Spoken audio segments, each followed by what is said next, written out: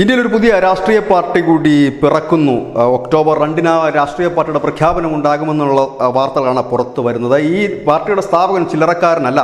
പ്രതിപക്ഷത്തുള്ള പല പാർട്ടികളെയും ഭരണപക്ഷത്തുള്ള BJPയുടെയും ഒക്കെ വിജയഗാഥ ഒരുക്കിയ തന്ത്രജ്ഞനായ രാഷ്ട്രീയ തന്ത്രജ്ഞൻ ഇല്ലെങ്കിൽ തന്ത്രം മെനയുന്ന വ്യക്തിയായ പ്രശാന്ത് കിഷോറാണ് പാർട്ടി പ്രഖ്യാപനം നടത്തി. നിലവിൽ അദ്ദേഹത്തിന് ഇപ്പോൾ ഒരു സംഘടന ജൻ സൂരജ് എന്ന് പറയുന്ന സംഘടനയാണ്. അദ്ദേഹം പറഞ്ഞത് 2 മാസത്തിനുള്ളിൽ ഈ സംഘടന ബീഹാറിലാണ് ഈ പാർട്ടി രൂപം കൊടുക്കുന്നത്. ആദ്യം ആ ബീഹാറിലുടനീളം 1.5 ലക്ഷം അതിനകത്ത് നേതൃത്വം വഹിക്കുന്നവർ, അതായത് ഗ്രാമങ്ങളിലും വാർഡുകളിലും ഒക്കെയുള്ള 1.5 ലക്ഷം പേര് അതിൽ ജോയിൻ ചെയ്യും.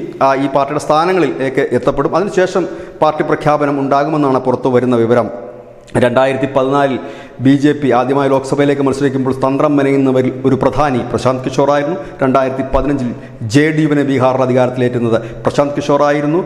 തൃണമൂൽ കോൺഗ്രസിനെ പശ്ചിമബംഗാൾ നിയമസഭയിൽ അധികാരത്തിലെത്താൻ തന്ത്രം മെനഞ്ഞത് പ്രശാന്ത് കിഷോറായിരുന്നു.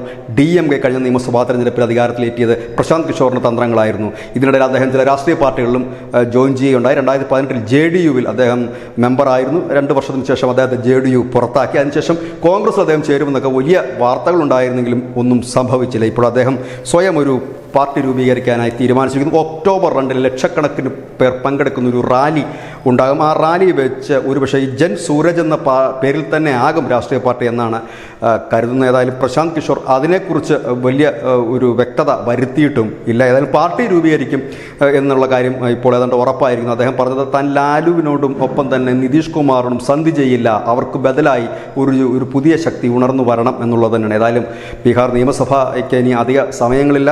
അത് പ്രശാന്ത് കിഷോറിൻ്റെ കൂടി ഒരു ടെസ്റ്റ് ഡോസ് ആയിരിക്കും. News desk news India Malayalam.